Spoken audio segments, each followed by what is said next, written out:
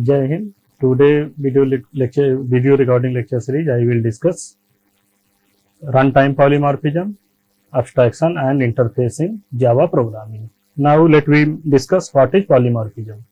In real time environment, so many objects having many features, or we can say that any object having different ways used, it is kind of polymorphism. Now we will see here definition of polymorphism. Polymorphism in Java is a concept by which we can perform single actions in different ways, and that means we can perform any single. Polymorphism is derived from two Greek words. One is poly, second is morph. Poly means many, morph means form. The word poly means many and morph means forms. So polymorphism means many forms. There are two types of polymorphism in Java. In Java, polymorphism, if you want to achieve polymorphism in Java, we can achieve using two types. First is compile time polymorphism, second is runtime polymorphism. We can perform polymorphism in Java by method overloading and method overriding. When we talk about programmatically in Java, we can use overloading, method overloading and method overriding. Through these two techniques, we can achieve polymorphism in Java. If you overload a static method, when we will discuss about the polymorphism, first type of polymorphism in compile time polymorphism, second is runtime polymorphism. These two polymorphism are achieved using the method overloading and method overriding in Java. If you want to override any method or overload any method, we will use some concept. First we will discuss what is method overloading. If we want to overload any method, we should change the parameters of that method, like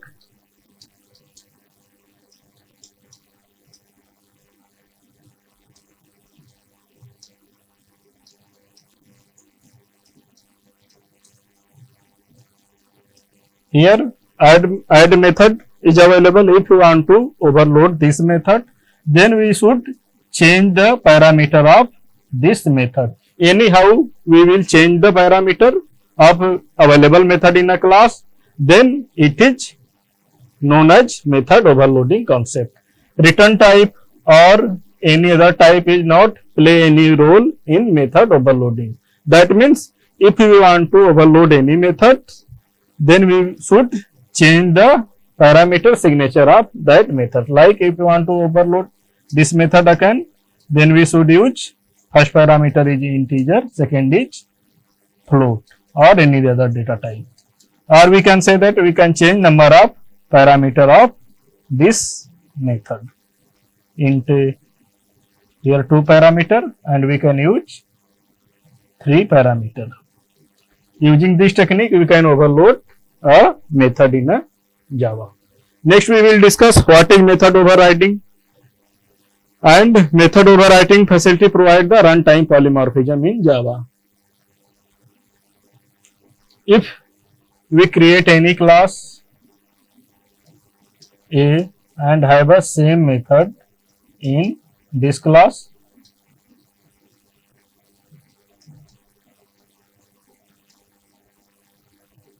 and ditto same method we will use in child class, like here we will use here inheritance concept in Java, then the same method, ditto same method used in available in parent class, used in child class. Then this technique is method overriding. According to our need, we can change the implementation of that method. If in Java, if you want to overload or override method, we can use the Java program. If you want to achieve runtime polymorphism in Java, then we should use first method override or method overridden will use. Now discuss runtime polymorphism or dynamic method dispatch. Is a process. Runtime polymorphism or dynamic dispatch method is a process in which call to an overridden method is resolved at runtime rather than compile time. Runtime polymorphism or dynamic method dispatch process in which a call to an overridden method is resolved at runtime rather than compile time. Next, in this process, an overridden method is called through the reference variable of a superclass. Like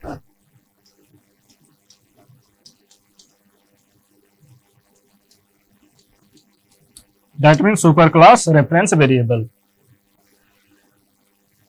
called as the determination of the method to be called is based on the object being referred to by the reference variable. Let's first understand the upcasting before runtime polymorphism. If we want to achieve runtime polymorphism in Java, then we should understand first upcasting. What is upcasting?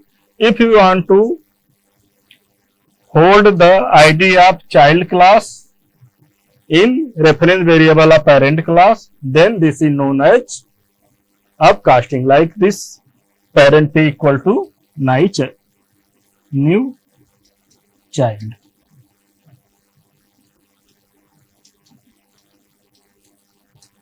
That means parent class reference variable and ID of child class.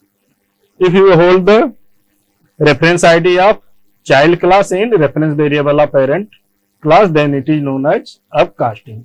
If the reference variable of, now we will see the definition of upcasting. If the reference variable of parent class refers to the object of child class, is known as upcasting. Here you can see the example of upcasting. If the reference variable of parent class refers to the object of child class, it is known as upcasting. For example, one is class A, second is class B, extends A. Here inheritance concept is used. And here we can see that reference variable of parent class having the object of child class. This is known as upcasting. When we will use the runtime polymorphism in Java, then this technique is very important to achieve runtime polymorphism in Java. Example of runtime polymorphism. In this example, we are creating two classes like bike, and bike we can extend the Splendor class and we can use run method. Since method invocation is determined by the JVM, not compiler, it is known as runtime polymorphism. Here we can see that run method is available in both parent class and child class. We are calling the run method by the reference variable of parent class since it refers to the subclass object and subclass method overrides the parent class method. The subclass method is invoked at runtime. Since method invocation is determined by the JVM, not compilers, it is known as runtime polymorphism. Here we can see the example of one class is car, and in this car class we are having run method. This implementation is different from child class run method. Here we can see that ditto same method is available in child class like car class and shift class.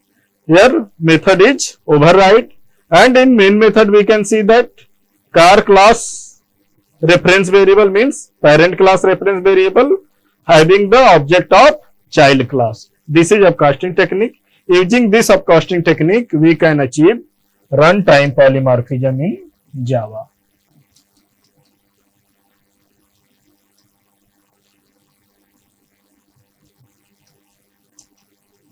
Here we call run overridden method, but execute the child class method. This is known as runtime polymorphism in Java. Now we will discuss abstract class in Java. What is abstract class in Java? If you want to show the necessary detail and hide the internal details, then we will use abstraction concept in Java. Now we will discuss abstract. How we can achieve abstraction in Java? A class which is declared with the abstract keyword means any class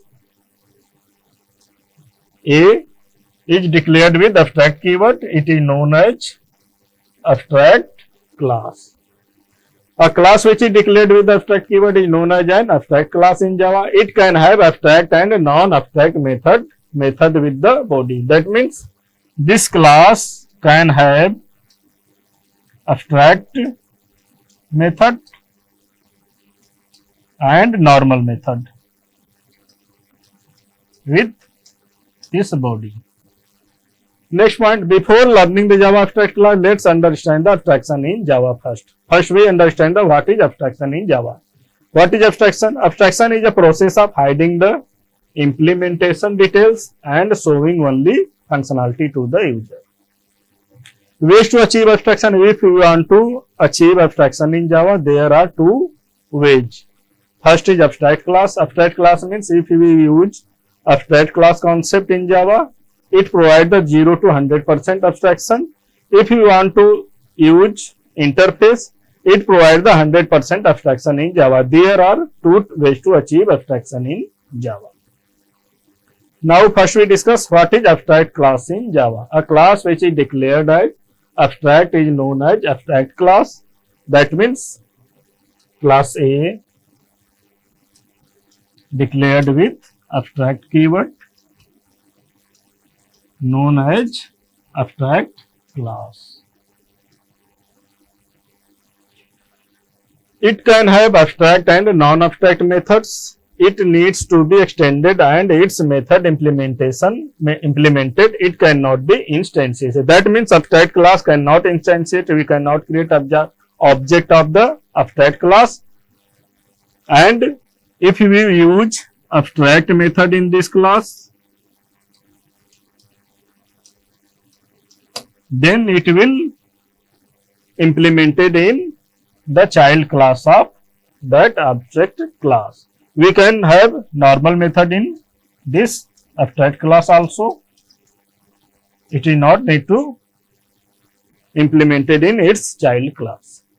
Now we can see the example of abstraction in Java. Here we can see that one class is bike, which is declared with abstract, then it is known as abstract class. Now we will put here one is run method, wide run method with abstract keyword. Then this method is known as abstract method in Java. There is a rule, if you want to use abstract method in any class, then that class should be abstract. Otherwise we cannot declare abstract method in that class. First rule is abstract class should be here. Then we can use abstract method in that class. This incomplete method, abstract method, will implemented by the child of this bike class. Now we can see here class KTM extends bike. That means KTM is child of bike class, and we can see here in KTM class we will complete the override method, run method, and we can implement any concept or any logic here using our need or according to our need. And in main method we can see here upcasting concept is again here reference variable of parent class and object of the child class use, and using this technique we can call the abstracted method in child class. Here it will call the run method of parent class, and parent class will execute the help of JVM parent child class methods. This technique is known as abstract method. That means we can say that if you want to hide the details of any method, we can use abstract method, and this abstract method will complete by its child class method, override method. Now we will discuss what is interface in Java. If you as we know that if you want to achieve abstraction in Java, there are two ways to achieve abstraction in Java. First is abstraction, second is interface. As we know that abstract class provides a 0 to 100% abstraction, and interface is provide the 100% abstraction in Java. Now we will discuss what is interface in Java. An interface in Java is a blueprint of a class. It has static, constant, and abstract methods. The interface in Java is a mechanism to achieve abstraction. There can be only abstract methods in the Java interface. That means we cannot have normal method in interface. That means all methods are incomplete. All incomplete methods are available in interface, and child class of that interface will execute the methods of available in interface. In other words, we can say that interfaces can have abstract methods and variables. It cannot have method body. Java interface also represents the EJ relationship. There are two types of relationship in Java, EJ relationship and has a relationship. So Java interface supports or represents EJ relationship. It cannot be instantiated just like the abstract class. Since Java 8, we can have default and abstract methods in interface. Since Java 9, we can have private methods in an interface. Why use Java interface? Question: why use Java interface? There are mainly three reasons to use interface. They are given below. It is used to abstraction. First is used to achieve abstraction. By interface, we can support the functionality of multiple inheritance. As we know that Java is not supporting multiple inheritance because of diamond problem. It can be used to achieve loose coupling. Java interface is very important for application. If you want to achieve loose application, then we can use Java interface. Now we will discuss example or syntax how to create interface. If you want to create interface, then we will use interface keyword and interface name like a class. We can design any class in Java using class keyword. If you want to design interface or use interface, then we will use interface keyword and interface name.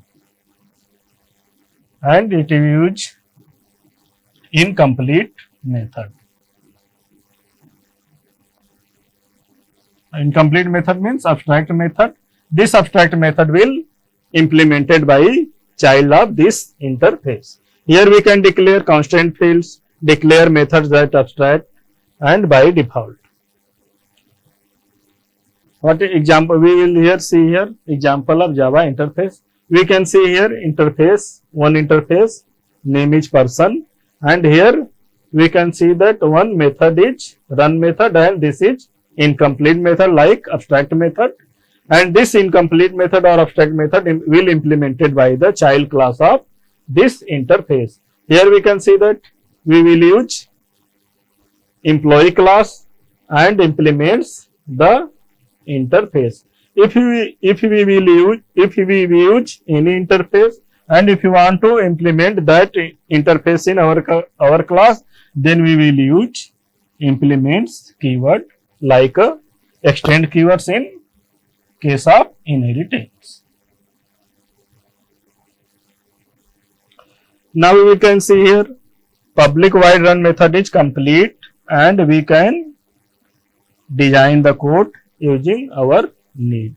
Here we can see that overridden method is implemented here system.out.println run fast.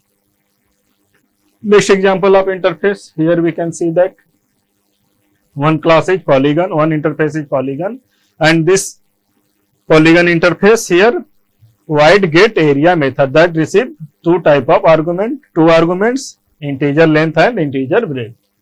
Now you can see that one class is rectangle implements polygon, and this rectangle class will complete the void get area method. Here we can see that this method is completed in the child class of interface. That means implements here where interface is implements, that class will complete that method. In main method we can see that child class object created, and using child class object we are calling the method of available in child class. That means which method is completed in completed or implemented in child class. Using two parameters we are passing here 5 and 6, it will receive 5 and 6, and in system.out.println message we are passing the message the area of the rectangle is, and we will perform the some logic or some operations. We can use this technique, we can implement the concept of abstraction in Java using abstract class, abstract method and interface technique. Now we will discuss what is difference between abstract class and interface. Abstract class can have abstract and non-abstract methods. That means any abstract class can have abstract and non-abstract methods, while interface can have only abstract method. That means only incomplete methods which will completed by its child class.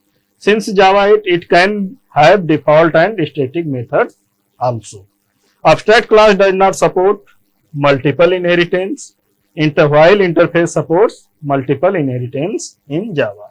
If you want to achieve multiple inheritance concept, we cannot directly use multiple inheritance in Java. So we will use interface concept.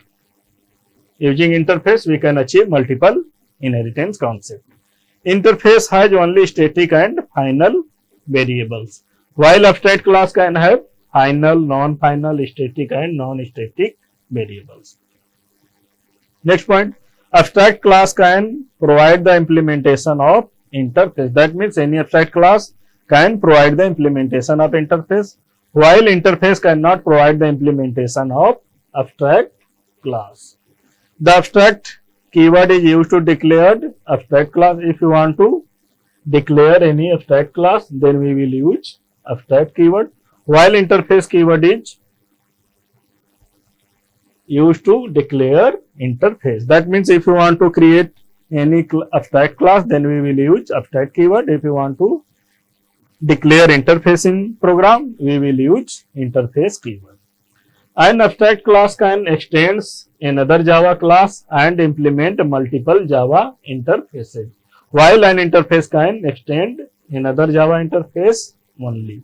That means interface can extend only Java interface, while abstract class can extend another Java class and implement multiple Java interfaces. These are difference of abstract and interface in Java.